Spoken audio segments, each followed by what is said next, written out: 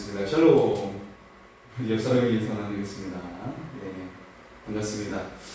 예, 원래 이제 또 멀리 사시는 권사님들 몇 분 계셔가지고 좀 이제 온라인으로 참석하시는데요. 또 이렇게 같이 예배 참석해 주셔서 감사드립니다. 예, 오늘 이제 모압에 대한 말씀을 나누게 되는데요. 예, 요즘 젊은이들이 많이 찾는 번화가에 가보면 그들이 이제 좋아하는 여러 가지 것들이 있죠. 뭐 옷가게도 있고 맛집도 있고 또 같이 노래 부르는 노래방도 있고 그런 것들도 있지만 자세히 보면 거기에 미래를 점치는 사주와 타로 그런 것들이 꼭 있는 것을 볼 수가 있습니다. 예. 젊은이들이 한참 이제 자신의 미래를 펼쳐나가야 될 그때에 자신의 미래가 궁금하고 또 지금은 상대적으로 가진 것이 없기 때문에 흥미를 가지고 내 미래가 어떻게 될까 그런 흥미를 가지고 점치는 것들을 볼 수가 있어요. 예, 그래서 실제로 그 젊은이들이 그곳에 들어가서 점치고 있는 모습을 발견하게 됩니다. 우리가 미래에 대해 관심을 가지고 있지만 오늘 말씀은 우리가 미래를 어떻게 대비하고 우리의 인생이 과연 어떻게 살아가야 하는지를 말씀해 주고 있습니다. 예레미야서의 이제 뒷부분은 유다의 이제 멸망의 말씀이 끝나고 이방 민족에 대한 예언의 말씀으로 되어져 있습니다. 그래서 이스라엘과 인접하고 이스라엘과 관계되었던 9개의 나라들이 등장하는데 지난 시간에 가장 이스라엘과 연관되었던 나라 두 나라를 살펴보았죠. 애굽과 블레셋이라는 나라를 살펴보았어요. 오늘은 모압에 대한 말씀입니다. 자, 하나님께서는 모압의 미래에 대해서 어떤 말씀을 하고 계실까요? 만약에 하나님께서 너에게 이런 미래를 보여주겠다라고 우리에게 말씀하신다면 여러분 그 말씀을 기뻐 받을 수 있겠습니까? 굉장히 두렵고 떨릴 수가 있어요. 너의 미래를 보여주겠다라고 한다면 우리가 하나님 앞에서 좀 더 정직하고 올바른 관계를 맺었다면 굉장히 이제 기대감을 가지고 할 수도 있지만 하지만 그런 경우가 흔하지 않는 것을 볼 수가 있죠. 대부분의 많은 사람들이 하나님과 온전한 관계를 맺는 것이 많지 않은 것을 볼 수가 있습니다. 그렇기 때문에 내가 너의 미래를 보여주겠다라고 하셨을 때 굉장히 두렵고 떨리는 것을 볼 수가 있죠. 자, 하나님께서는 오늘 모압의 미래를 보여주겠다고 말씀하고 있습니다. 자, 모압이 기대감을 가지고 있을까요? 자, 여기서 기억해야 되는 것이 있습니다. 정말 우리가 밝은 미래를 원한다면 과연 인생에서 무엇을 추구해야 하는가라는 것입니다. 오늘 하나님은 모압의 미래를 통해서 이 말씀을 통해 우리에게 들려주고자 하시는 메시지가 있어요. 우리가 듣기를 원하는 메시지가 있습니다. 그것은 너의 미래를 위해 무엇을 추구해야 하느냐라고 하는 것입니다. 여러분은 무엇을 추구하시겠습니까? 이 질문을 던지면서 오늘 말씀을 함께 나누겠습니다. 자, 첫 번째 나오는 말씀은 모압에 대하여 같이 먼저 살펴보겠습니다. 자, 모압은 어떤 나라인가요? 왜 하나님은 이스라엘과 연관된 나라 중에 세 번째로 모압에 대해서 말씀을 하고 있을까요? 모압은 원래 이스라엘과 친척 관계이죠. 아브라함의 조카 롯의 후손이 바로 모압입니다. 아브라함과 함께 롯은 동행을 했죠. 그러면서 하나님께서 아브라함에게 엄청난 복을 주셨는데 덩달아 복을 받은 사람이 그를 따라다닌 조카 롯이었습니다. 그래서 그의 소유와 그의 종들의 숫자가 많아지면서 같이 기거할 땅이 너무 뒤좁은 거예요. 그래서 아브라함이 이제 롯에게 이야기하죠. 우리의 소유가 너무 많고 서로의 목자가 서로 다투니 이제 우리가 서로 각자의 길을 가야 될 것 같다. 그래서 너에게 먼저 우선권을 주겠다라고 이야기했어요. 그때 롯이 살펴보니까 소돔과 고모라 땅이 에덴 동산도 같고 굉장히 아름다운 동산인 거예요. 예, 굉장히 나라가 발전이 됐고 비옥한 땅을 가지고 있어요. 그렇기 때문에 나는 소돔과 고모라를 선택하겠다라고 이야기한 것이죠. 그래서 아브라함과 그렇게 헤어지게 됩니다. 그런데 얼마 후에 소돔과 고모라가 굉장히 그 죄악이 만연해가지고 하나님께서 불과 유황으로 심판하겠다고 하시는 거예요. 예. 하지만 이때 롯의 그 가족이 어떤 상황을 맞이하게 됩니까? 하나님께서는 아브라함을 생각하사 롯을 그 엎드리는 자 가운데 구원해 내겠다고 말씀하시는 거예요. 그래서 롯과 그의 아내 그리고 두 딸을 구원해내는 역사를 이루십니다. 예, 그들이 머뭇거리니까 친히 천사를 보내주셔서 천사가 그를 붙잡고 끌고 나와요. 예, 그 정도로 하나님은 아브라함을 생각해서 롯에게 인애를 베풀고 있어요. 네, 우리 예배 전에 찬양했죠. 인애하신 구세주요. 인애를 베풀고 있었어요. 자, 그렇지만 그 가운데 롯의 아내는 천사에게 이끌림받고 그렇게 도망 나오게 되는 그 상황 속에서도 소돔과 고모라가 아쉬웠는지 뒤를 쳐다보다가 소금 기둥이 되고 말죠. 예, 소금 기둥이 되어서 죽게 됩니다.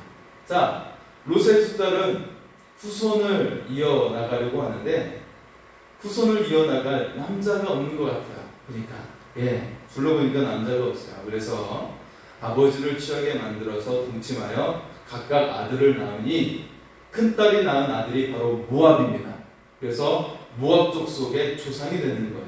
그리고 둘째 딸이 낳은 아들이 벤 암미라고 해서 앞에 벤 아들이라는 뜻이죠. 벤을 빼면 암미, 이 암미에서 암몬 족속이 나오는 거예요. 예.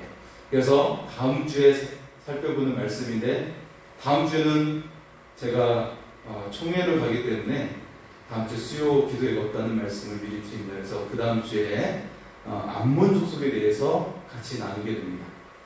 자, 모압은 족보상으로 보면 이스라엘과 친척 관계이죠. 아브라함과 삼촌과 조카의 관계였어요. 네. 친척 관계인데 그리고 바로 옆에 붙어있는 나라예요. 예. 하지만 이스라엘에게는 매우 가시와 같은 존재였습니다. 예.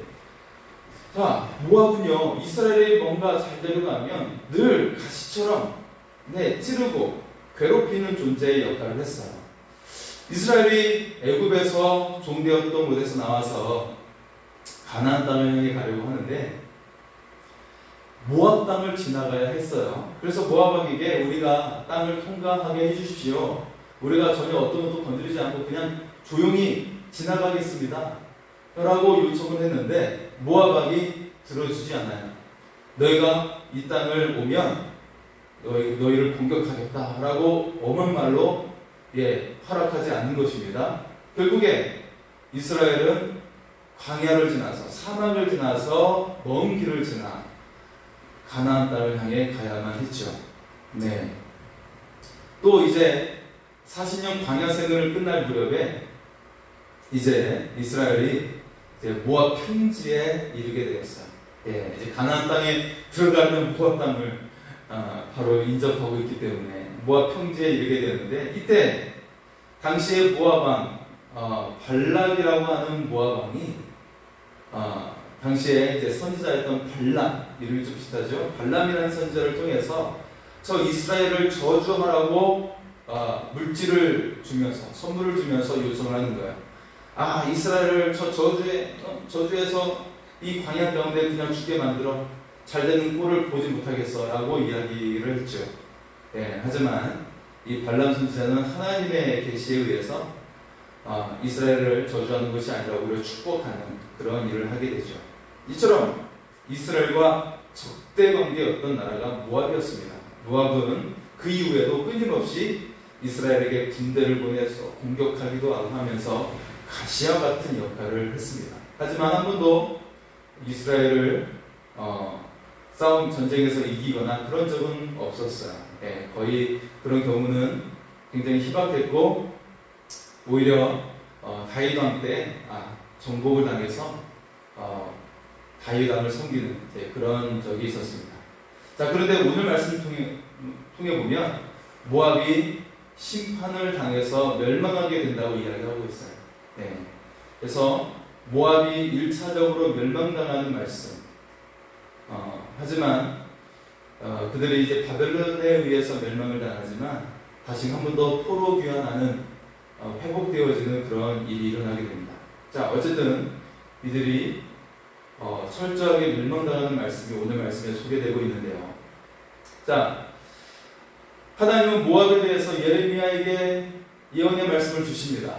이들의 미래에 대해서 말씀하고 있는 거예요. 1절의 말씀을 볼까요? 1절입니다. 모압에 관한 것이라 만군의 여호와 이스라엘의 하나님께서 이와 같이 말씀하시되 오호라 느보여 그가 유린당하였도다. 기랴다임이 수치를 당하여 점령되었고 미스갑이 수치를 당하여 파괴되었으니.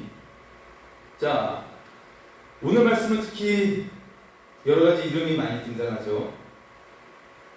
1절에서부터 시작해서 느보, 기랴다임 여러 가지 이름이 많이 등장하는데 이것들이 다 성읍들의 이름입니다. 예, 성읍의 이름이 쭉 열거되어 있는 것이 되어져 있는데 특히 이 모압의 성읍의 특징이 있어요.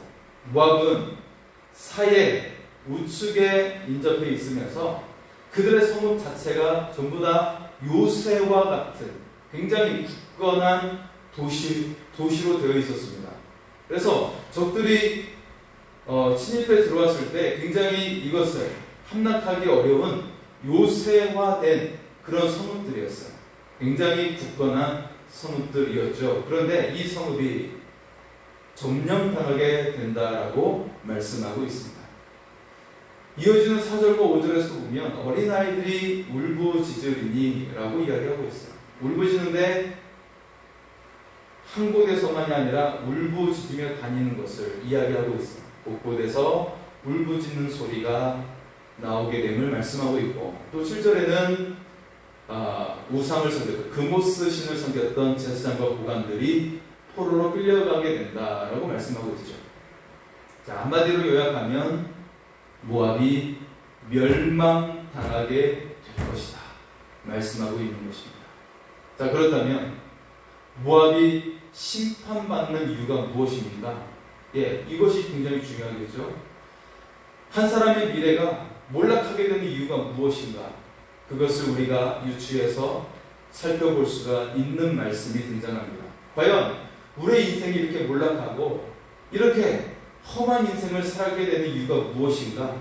그런 질문에 대한 대답을 우리에게 주시고 있습니다.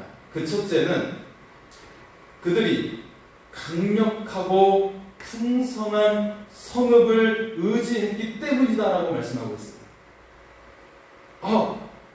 내가 강력하고 강한 힘을 가지고 있고 내가 풍성함을 가지고 있으면 좋은 것이지 그것이 왜 멸망의 이유입니까? 라고 질문할지 모르죠. 하지만 하나님은 이것을 먼저 지적하고 있습니다. 자, 7절의 말씀을 보면요. 7절입니다. 내가 내 업적과 보물을 의뢰함으로 너도 정복을 당할 것이요. 모압은요 굉장히 좋은 기술들을 가지고 있었어요. 싸움의 기술들을 가지고 있었고 그래서 그들이 성취한 업적이 많았는데 그 성취한 업적을 의지했다는 것이죠. 또 그들은 그것을 통해 많은 보물을 가지고 있었는데 그가 가진 보물을 의지했다는 것입니다. 모압은 지정학적으로 안전한 위치에 있었습니다. 그래서 튼튼한 요새를 지을 수가 있었어요. 예. 각 지역마다 요새화된 아주 특별한 지역을 그들이 차지하고 있었죠. 오늘 본문에 등장하는 이 도시들이 모두 안전하고 튼튼한 천연 요새화된 지역들이었습니다.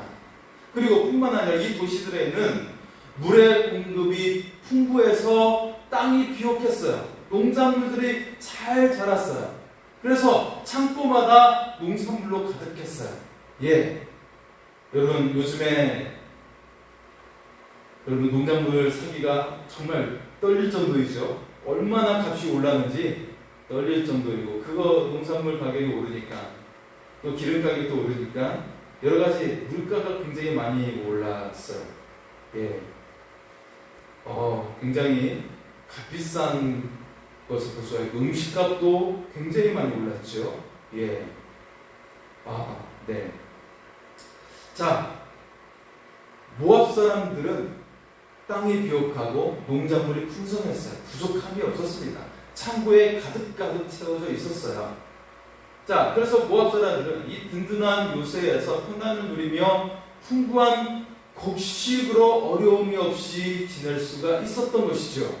네. 그래서 다음과 같은 묘사를 하고 있어요. 11절 말씀을 보면요. 11절입니다. 모압은 젊은 시절부터 평안하고 포로도 되지 아니하였으므로 마치 술이 그 찢기 위에 있고 이 그릇에서 저 그릇으로 옮기지 않은 같아서 그 맛이 남아있고 냄새가 변하지 아니하였도다. 예, 계속해서 농작물이 자라고 있기 때문에 거기에 맛이 변하거나 냄새가 나는 것들이 없었다라는 거예요. 이 정도로 계속 끊임없이 농작물이 공급되어지고 그들은 그 풍성함 속에 살아가고 있었다라는 것이죠. 네, 요새와는 도시마다 그 창고에 곡식과 풍성한 농작물로 가득했다라는 것입니다. 그런데 그것이 그들의 우상이 되었고 그들이 의지하는 대상이 되었다라는 것이에요. 그것이 그들의 멸망의 이유라고 하나님은 말씀합니다. 예, 우리는 질문해요. 왜 잘 되는 것이, 왜 번성하는 것이 잘못된 것입니까? 하나님은 이 자체가 잘못됐다는 것을 말씀하는 것이 아닙니다. 여기서 우리는 분명히 알아야 됩니다. 번성하고 풍성하는 것은 원래 하나님께서 온 땅을 창조하실 때 주셨던 명령이었어요. 이것은 하나님의 그 창조의 섭리입니다. 그래서 번성하고 땅에 충만하는 것은 하나님의 축복이고 창조의 섭리이지 이것을 반대하는 것이 아니에요. 모압의 멸망의 이유는 그 자체를 의지했다는 데 있습니다. 그 자체를 의지했다는 거예요. 그 너머에 계신 하나님을 바라보지 못한 것이 그들의 멸망의 이유였습니다. 여러분, 하나님은 반드시 우리의 인생 가운데 잘되게 해주시고 풍성하게 해주십니다. 네. 그런데 그 자체를 의지하면서 그것을 즐기며 살면, 그러면서 하나님을 잊으면 하나님은 반드시 그것을 다 빼앗아 가신다라는 것입니다. 예, 그것을 모압을 통해 말씀하시는 것이죠. 자, 두 번째, 그모스라는 우상을 섬겼기 때문이라고 말씀하고 있어요. 자, 13절의 말씀을 보겠습니다. 이스라엘 집이 베델을 의지함으로 수치를 당한 것 같이 모압이 그모스로 말미암아 수치를 당하리로다. 예, 지금 이 말씀을 하고 있는 상황 속에 이미 북왕국 이스라엘은 200여 년 전에 멸망을 당했죠. 예, 역사 속에 사라졌습니다. 이 북왕국 이스라엘이 먼저 거론이 되고 있는데 이미 지금 예레미야의 시절 가운데 이미 우리는 말씀 가운데 유다도 멸망당한 것을 우리는 이미 앞에서 들었습니다. 예, 이미 유다도 46장 말씀 속에 멸망을 당했어요. 자, 어쨌든 북왕국 이스라엘은 남왕국 유다와 분리가 되었을 때 그들의 구심점이 필요했어요. 왜냐하면 이스라엘 백성은 하나님께 예배하는 것이 그 명절 자체가 하나님께 예배하는 것이었거든요. 네. 그래서 이스라엘 그 3대 절기 자체가 하나님께 예배하는 절기였기 때문에 그 명절 자체가 하나님께 나가는 것이었기 때문에 이스라엘의 북왕국 이스라엘이 구심점이 필요했어요. 나라가 분열되면서 북왕국 이스라엘, 거기에는 예루살렘은 남왕국에 있었기 때문에 그들이 절기를 지키고 명절을 지키기 위해서 하나의 신을 만들었죠. 그리고 하나의 지정학적으로 모이는 특징적인 장소를 만들었는데 그 장소가 바로 베델이었습니다. 베델에 금송아지를 세워서 바로 이것이 너희를 애굽에서 인도해낸 구원해낸 신이다라고 선포했던 것이죠. 네, 그것이 하나님 눈에 굉장히 악하여서 북왕국의 멸망을 초래하게 되었습니다. 예, 여로보암 왕조는 끝나게 되고 계속해서 그 왕조가 불완전하고 계속해서 왕을 죽이면서 그것이 반복되었던 나라, 결국에 멸망이 먼저 왔던 나라가 북왕국 이스라엘이었습니다. 자, 그래서 이스라엘 집이 베델을 의지했던 것처럼 모압은 그모스를 의지했다라는 거예요. 예, 그모스로 말미암아 수치를 당한다, 멸망을 당한다라는 것이죠. 자, 여러분, 이 그모스라는 신은 어떤 신일까요? 그모스는 전쟁의 신이에요. 네, 모압 족속은 전쟁의 신으로서 그모스를 숭배했습니다. 그들은 전쟁의 승리를 위해서라면 그모스에게 사람을 제사하는 일도 마다하지 않았어요. 그처럼 잔인하게 이 신을 섬겼죠. 네, 실제로 모압 왕 메사는 이스라엘과의 그 전투 중에서 전세가 불리해지니까 마다들을 불 가운데 던져서 그모스 신에게 바칩니다. 이 광경을 지켜보는 이스라엘은 아주 경악을 해서 뒤로 물러가게 되죠. 그렇게 해서 모압 왕은 이 전쟁의 위기를 극복해내는 모습이 등장합니다. 하나님은 이 모압을 주시하고 있었어요. 그리고 분노하셨습니다. 이들의 행위에 대해서 분노하셨어요. 결국 모압 스스로 멸망을 자초한 것이었죠. 하나님은 예레미야를 통해 모압의 멸망을 말씀하십니다. 모압은 바벨론에 의해서 그 도시가 무너지게 되고 결국 모든 것이 폐허가 됩니다.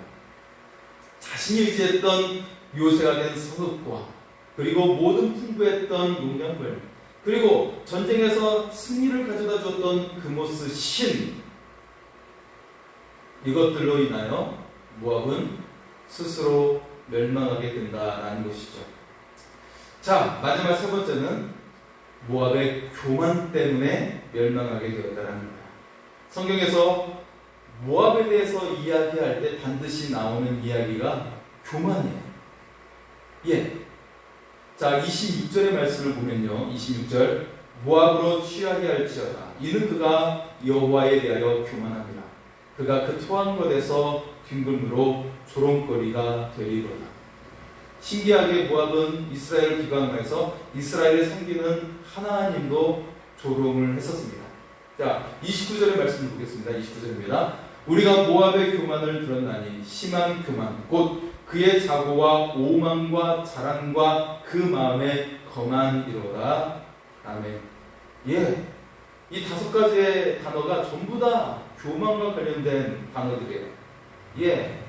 교만, 자고, 오만, 자랑, 거만이 그들이 가득했던 마음의 상태였습니다. 우리가 거만함을 이야기할 때 들게 되는 두 종류의 동물들이 있죠. 첫째는 염소입니다. 염소는 들이받기를 좋아하죠. 심지어는 사람을 들이받는 경우도 있어요. 물론 순한 염소도 있어요. 제가 지난번에 서류를 필요해서 신대원에 가봤더니 신대원에 염소 2마리를 키우고 있는 거예요. 염소, 성경에 나오는 때 염소는 또 선한 의미도 들어가 있지만 또 염소의 또 다른 기질은 들이받는 것. 그래서 복음서에서는 이 염소에 대해서 지옥과 관련해서 양과 염소를 구분해서 그렇게 말씀을 또 복음서에서는 예수님께서 비유를 통해 말씀을 하셨어요. 자, 염소. 그리고 두 번째 동물은 멧돼지가 있어요. 멧돼지도 굉장히 겁이 없이 달려드는, 앞뒤를 가리지 않고 앞을 향해 매달려 질주하는 그런 모습을 볼 수가 있는데, 한 번은 이제 그 동물의 왕국에서 이 멧돼지가 달려드는데 그가 달려든 상대가 코뿔소였어요. 막 달려드는데 코뿔소에게 어떻게 당하게 되었을까요? 코뿔소 뿔에 박혀가지고 날려가 버리는 그런 모습을 볼 수가 있었습니다. 결국 교만과 거만함과 이 자만함과 그것에 결국은 들이박다가 그렇게 날아가 버리게 된다라는 것입니다. 모압은 이스라엘을 항상 조롱했어요. 삿대질하면서 조롱했어. 야, 이 못난 것들아, 너희들 뭐 애굽의 종되었던 것들인데 이 쓸모없는 것들아 하면서 늘 조롱했던 자들이 모압이었어요. 그러면서 하나님을 동시에 무시했어요. 너희들 믿는 하나님 무슨 소용이 있냐라고 하면서 무시했습니다. 그들은 그들의 지리적인 이점과 강력한 요새를 믿고 남을 깔보는 것을 주저하지 않았습니다. 그들은 굉장히 거만했던, 교만했던 자들이었죠. 결국 하나님의 인내는 끝을 보이게 됩니다. 33절의 말씀을 볼까요? 33절입니다. 기쁨과 환희가 옥토와 모압 땅에서 빼앗겨도다. 내가 포도주 틀에 포도주가 끊어지게 하리니 외치며 밟는 자가 없을 것이다. 그 외침은 즐거운 외침이 되지 못하리로다. 더 이상 모압의 기쁨이 없고 그들에게 풍성함이 끊어지게 될 것이다 라고 말씀을 하고 있습니다. 그리고 모압의 마지막 운명에 대해서 마지막 절의 말씀을 통해 우리에게 주시고 있습니다. 예, 마지막 절 46절과 47절입니다. 모압이여 내게 화가 있도다. 그모스의 백성이 망하였도다. 내 아들들은 사로잡혀가고 내 딸들은 포로가 되었도다. 그러나 내가 마지막 날에 모압의 포로를 돌려보내리라. 여호와의 말씀이니라. 모압의 심판이 여기까지니라. 아멘. 모압은 이전까지 한 번도 멸망을 당한 본 적이 없어요. 모압은 첫 번째로 이 바벨론에 의해서 멸망을 당하게 됩니다. 네. 사실 이제 모압은 북왕국 이스라엘 멸망하는 것을 지켜보면서 조롱했어요. 아, 너희들 그럼 그렇지, 잘됐다. 그리고 남왕국 유다가 멸망당할 때도 조롱했어요. 아, 이거 고소하다, 잘됐다. 하지만 모압도 결국 멸망을 당하게 되었습니다.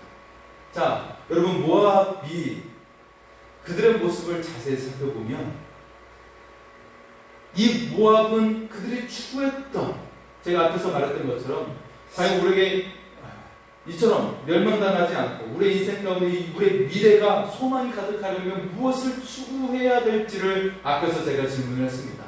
여러분, 모압은 무엇을 추구하며 살았을까요? 그들을 한마디로 표현하면 그들은 성공지향적인 삶을 추구했어요. 모압은 좀처럼 다른 나라에 의해서 멸망을 당해 본 적이 없어요. 다른 나라에 들어가서 노예가 된 적도 없었어요. 이스라엘처럼 그렇게 노예화된 적도 없었어요.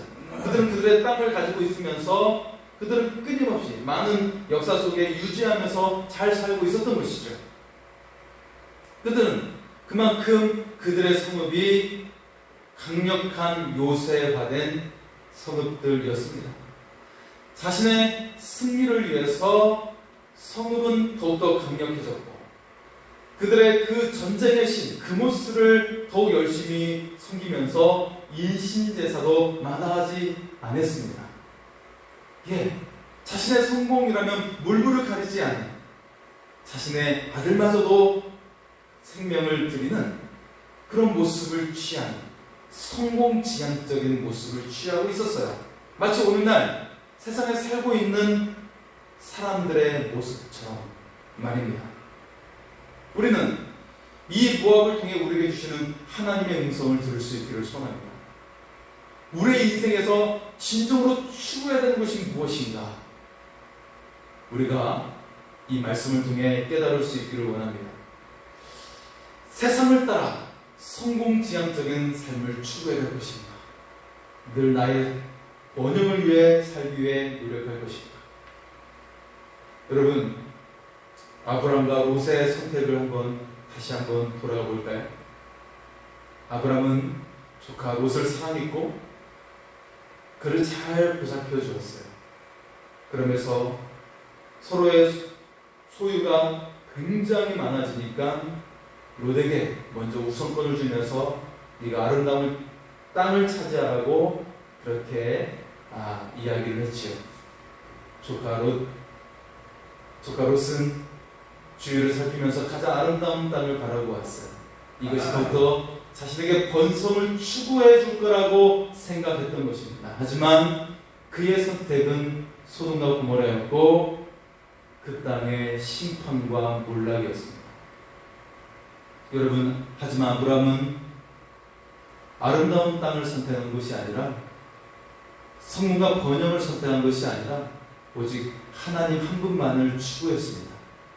그리고 그의 선택은 아주 최고의 선택이었고 가장 옳은 선택이었습니다. 하나님은 아브라함의 풍성함이 되셨고 아브라함의 평안이 되셨고 아브라함을 지켜주시는 보호자가 되어 주셨습니다. 그리고 그를 통하여 믿음의 조상이 되게 하여 주셨고 오늘 믿는 모든 자의 조상이 되게 하여 주셨습니다. 그리고 그의 자손을 통하여 메시아 예수 그리스도가 오게 되신 줄 믿습니다. 최고의 영광, 하나님의 최고의 상급이 아브라함을 통해 또한 믿는 우리에게도 주어진 것을 믿으며 나갈 수 있기를 소원합니다.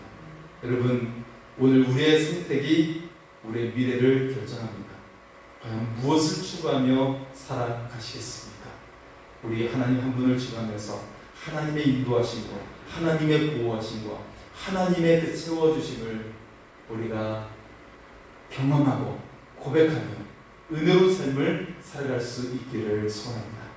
이 시간 하나님을 찬양하며 나아가겠습니다. 먼저 그 나라와 의를 구하라 같이 찬양하며 또 기도하겠습니다.